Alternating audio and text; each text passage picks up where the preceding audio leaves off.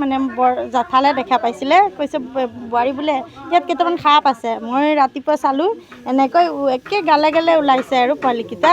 তাহাঁত এতিয়ালৈকে ওলায়ে আছে, ওলাই আছে। ভয় লাগিছে, মই চাহেখনে এতিয়ালৈকে একে বহুত ভয় লাগিছে। হয়, ঘৰতে সোমোৱা নাই, একোৱে কৰা নাই এতিয়ালৈকে।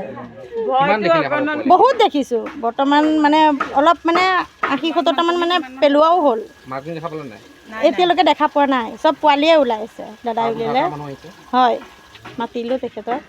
এইটো আমাৰ জয়ন্তীপুৰ চাৰিআলি বুলি কয়, মছজিদৰ কিনাৰ ঘৰটোত।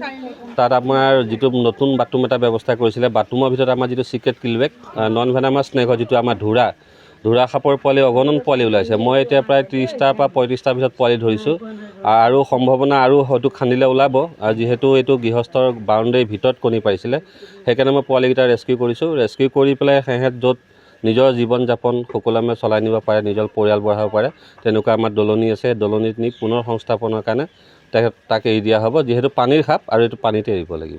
ফেচবুকত দেখোঁ বা মোবাইলৰ জৰিয়তে দেখা পোৱা যায়। এতিয়া মানে ঘৰতে দেখি পেলাই মানে নিজকে ভাবিব পৰা নাই কি বস্তু হয়, আৰু একদম বহুত ভয় লাগিছে। ৰাতিপুৱাৰ পৰাতো খোজ পেলাবলৈ মন যোৱা নাই, অগণন দেখিছোঁ। আৰু মানে দাদাই খুচৰি দিছে, নবৌ মই চাই মানে পাগল হৈ গৈছোঁ। এনেকুৱা সাপ লাইফত দেখা নাই। বাথৰুমৰ ভিতৰত হয়।